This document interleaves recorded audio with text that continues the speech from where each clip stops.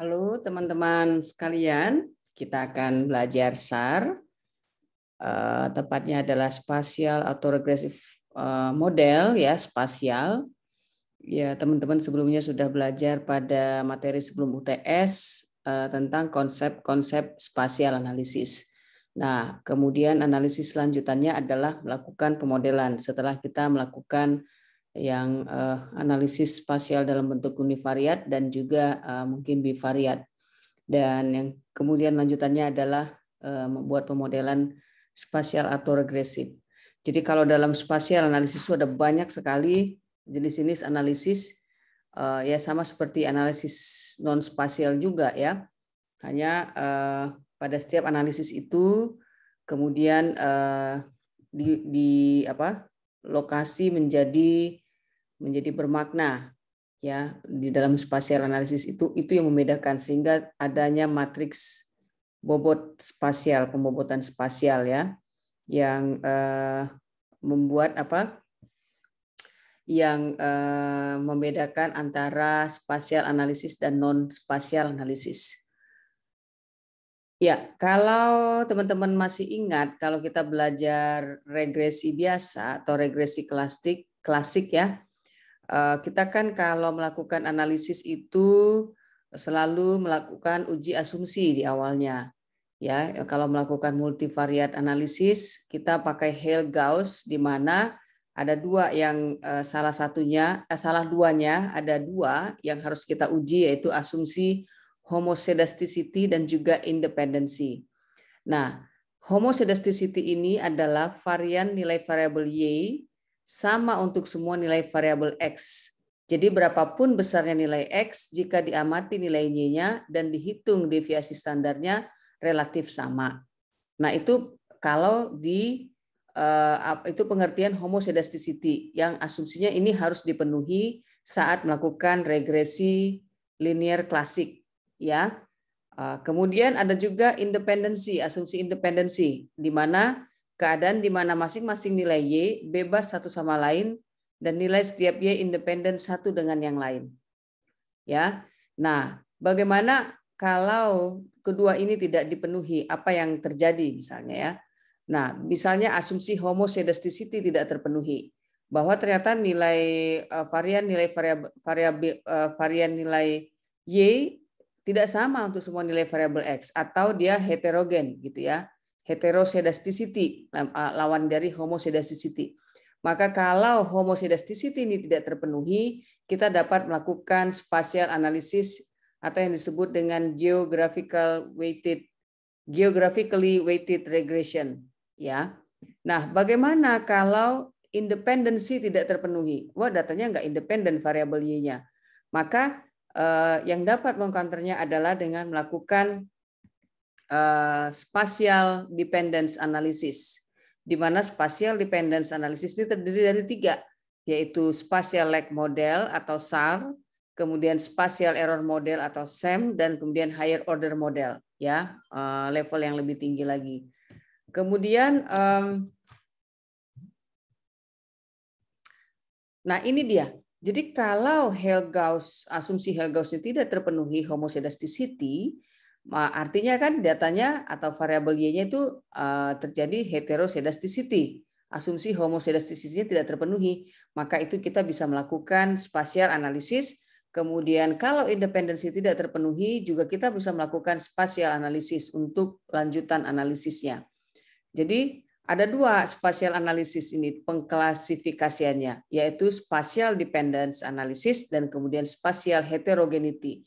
Dan dua-duanya mengcounter asumsi Hale-Gauss yang tidak terpenuhi tadi. Nah, kalau dia spatial heterogeneity, maka kita melakukan yang namanya geographically weighted regression atau GWR, biasa kita singkat. Kemudian spatial dependence, tadi saya sudah sebutkan, maka kita dapat pilihannya ada tiga dan juga mungkin higher order model lagi yang lain, tapi yang common biasanya kita lakukan spatial lag model, spatial error model, dan higher order model ya. Nah, SAR yang akan kita pelajari ini adalah bagian dari spatial dependence. Artinya bahwa variabel Y, nilai-nilai Y itu tidak independen satu dengan yang lainnya, bahwa mereka ada keterkaitan Ya, ada keterkaitan karena memang lokasinya, ya, lokasinya mungkin jarak antar lokasi atau kedekatan wilayah itu menjadi bermakna gitu ya, menjadi bermakna sehingga suatu kejadian itu sebenarnya tidak independen, melainkan saling memiliki keterkaitan satu dengan yang lainnya. Nah, ini di sini istimewanya spatial analisis. Seperti yang sudah pernah saya jelaskan bahwa spatial analisis itu basic konsepnya adalah teori geografi yang mengatakan bahwa kedekatan wilayah itu mempengaruhi sebuah kejadian di suatu wilayah, gitu ya. Jadi tidak terjadi secara random, tetapi juga dipengaruhi oleh wilayah-wilayah di sekitarnya. Nah, Anselin membuat klasifikasinya ya diawali dengan general spatial model. Ya, inilah general spatial model itu ya. Y sama dengan rho WY ditambah XB ditambah mu, di mana mu sama dengan lambda W mu ditambah error. Nah, kalau misalnya rho-nya sama dengan 0, ya teman-teman bisa lihat rho-nya sama dengan 0, lambdanya sama dengan 0, maka kita tidak bisa melakukan spatial analisis, tetapi kita melakukan analisis regresi klasik yang biasa, OLS ya. Tapi kalau rho sama dengan 0, kita lihat rho sama dengan 0 dan lambda tidak sama dengan 0, maka kita dapat melakukan analisis lanjutan yaitu SEM. Ya, di mana Y sama dengan XB ditambah mu. Ya, ini tentunya kalau ini 0 ya, semua ya tidak ada. Nah, kemudian kalau rho tidak sama dengan 0 dan lambda sama dengan 0, maka kita melakukan SAR. Ya, ini melakukan SAR. Nah, apabila ini tidak sama dengan 0 dan lambda tidak sama dengan 0, maka kita melakukan SARMA namanya. Pemodelan SARMA ya. Y sama dengan rho WY ditambah XB ditambah mu, lengkap ini ya, general spatial modelnya, karena rho tidak sama dengan 0 dan lambda tidak sama dengan 0. Nah, apa lambda? Lambda itu parameter untuk lag residualnya secara spasial. Ya, parameter untuk lag residual. Sedangkan rho adalah parameter untuk lag responsnya secara spasial. Ini ya. Ini parameter untuk lag respons secara spasial, sedangkan lambda parameter lag untuk residualnya secara spasial. Oke, ini bedanya ya. Nah, ini dia tadi. SAR persamaannya adalah Y sama dengan rho kali WY ditambah X beta ditambah E, di mana Y itu variabel dependent, X itu variabel independent, W itu matriks bobot spasial, rho sama dengan koefisien spasial lag dari variabel dependent, kemudian beta sama dengan koefisien variabel independent, dan E sama dengan error model. Nah, ini maksudnya adalah Y dinyatakan dalam bentuk fungsi dari nilai Y dalam lingkup tetangga beserta peubah X lainnya, nilai X yang lainnya. Ya, jadi Y ini dipengaruhi oleh, atau kita nggak bisa sebut dipengaruhi ya. Y ini dinyatakan dalam bentuk fungsi dari nilai Y tetangga-tetangganya. Artinya nilai Y ini bukan sedikit banyak. Y ini memiliki keterkaitan, Y di satu wilayah memiliki keterkaitan dengan nilai Y di wilayah sekitarnya atau wilayah tetangganya. Ya. Nah, ini dia maksudnya nih. Gitu. Makanya dia tidak independen, melainkan dependent. Ya. Nah, prinsip dasar dari spatial dependence adalah nilai atribut yang diukur pada lokasi yang berdekatan lebih memiliki kesamaan dibandingkan dengan lokasi yang lebih jauh. Nah, teman-teman akan bisa akan lebih mendalami apabila langsung kita mempraktekannya di dalam data ya. Nanti akan ada praktikumnya. Nah, di sini hipotesis yang digunakan untuk melakukan SAR adalah H0-nya tidak ada interaksi spasial dan H1-nya ada interaksi spasial ya, atau rho sama dengan 0 pada H0 dan H1 sama dengan adalah rho tidak sama dengan 0. Nah, bagaimana jika H0 gagal ditolak? Maka kita melakukan regresi biasa. Ya. Jadi ini jelas dulu nih hipotesisnya apa kalau kita melakukan pemodelan SAR.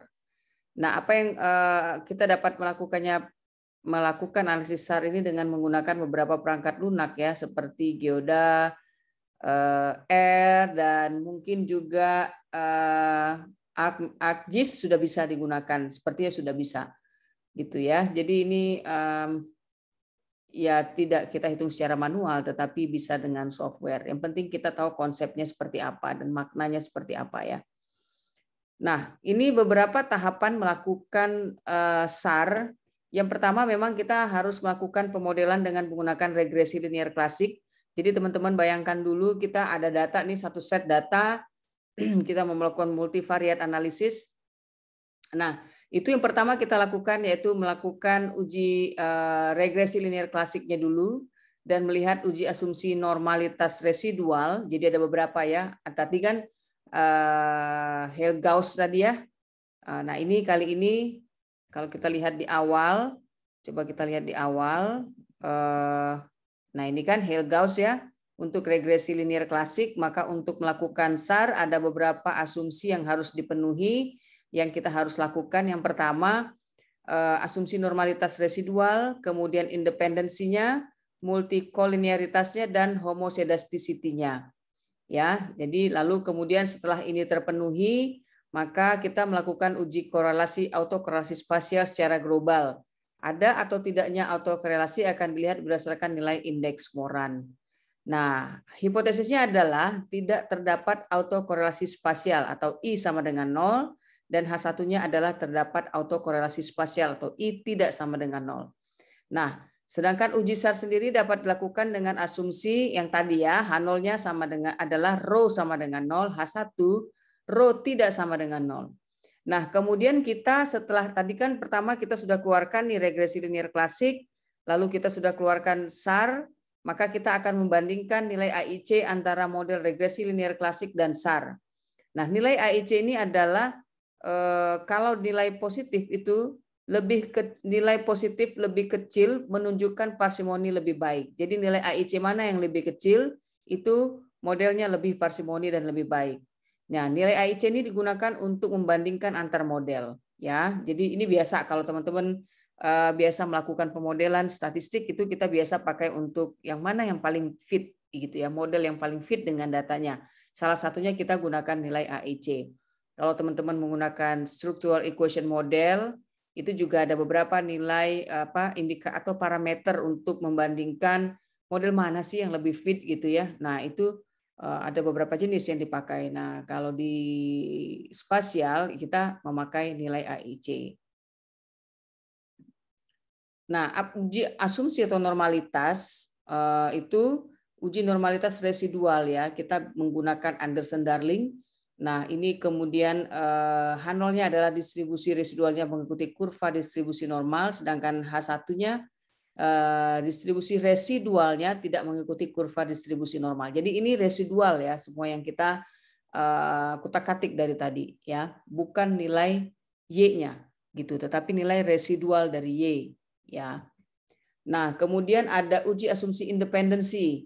Ya, ini kita lakukan dengan Durbin-Watson ya, itu H0-nya ada sisaannya saling bebas, H1-nya sisaan tidak saling bebas. Jika p-value Durbin-Watson itu lebih besar dari alfa, maka sisaan saling bebas atau independen. Sebaiknya jika nilai p-value lebih kecil sama dengan alfa, maka sisaannya tidak saling bebas. Asumsi ini bisa saja tidak terpenuhi kemungkinan karena adanya hubungan spasial di dalam variabel Y. Sehingga untuk mengatasi asumsi tersebut maka akan dilakukan analisis regresi spasial. Nah, ini yang saya sebutkan tadi, kalau dia ternyata tidak independen, maka kita melakukan analisis regresi spasial gitu ya. Tadi yang terkait masalah dependensi tadi ada 3 ya. Setidaknya ada 3 contohnya. Nah, kemudian uji asumsi multikolinearitas. Nah, ini tidak boleh juga ada multikolinearitas ya. Jadi dilakukan dengan melihat nilai VIF. Jadi asumsi bebas multikolinearitas terpenuhi apabila nilai VIF lebih kecil dari 10. Nah, ini sama dengan regresi biasa. Jadi teman-teman ini sama aja dengan kita melakukan multivariat dengan regresi linear klasik ya. Jadi uji asumsi normalitas juga harus terpenuhi residualnya ya. Kemudian independensi. Kalau kita melakukan independensi ternyata dia independen, maka kita tidak bisa melakukan selumrahnya kita tidak melakukan spasial analisis karena dia independen satu dengan yang lainnya secara statistik ya. Tapi kita jika memang tidak terpenuhi, maka kita mengatasi asumsinya dengan melakukan analisis regresi spasial. Oh, berarti ini kejadian tidak saling bebas, ya kan? Berarti ini ada sesuatu yang mempengaruhi kedekatan wilayah kah, gitu kan? Bentuk kebertetanggaannya seperti apa kan sudah kita ini ya kemarin ya kita sudah bahas kan pada sesi keberapa ya kemarin itu. Kemudian multikolinearitas tadi ya, ini juga tidak boleh ada multikolinearitas dan juga kita juga ada uji asumsi homoscedasticity ya. Ini kita memakai Brush-Pagan test ya. Nah, jika p-value di atas alfa maka disimpulkan bahwa varians residual homogen. Sebaliknya jika di bawah sama dengan alfa maka keputusannya adalah varians residual tidak homogen. Nah, kalau tidak terpenuhi juga kita memakai GWR tadi ya. Nah, ini kira-kira gambaran konsep dari SAR ya. Jadi yang perlu kita perhatikan pada awalnya adalah apa sih pemodelan spasial itu? Ya, pemodelan spasial itu kita pakai untuk mengcounter apabila asumsi Hell-Gauss tidak terpenuhi, yaitu homoscedasticity dan independensi. Kalau ternyata dia tidak terpenuhi homoscedasticity, maka kita menggunakan spasial analisis spasial yang heterogeneity, yaitu dengan GWR.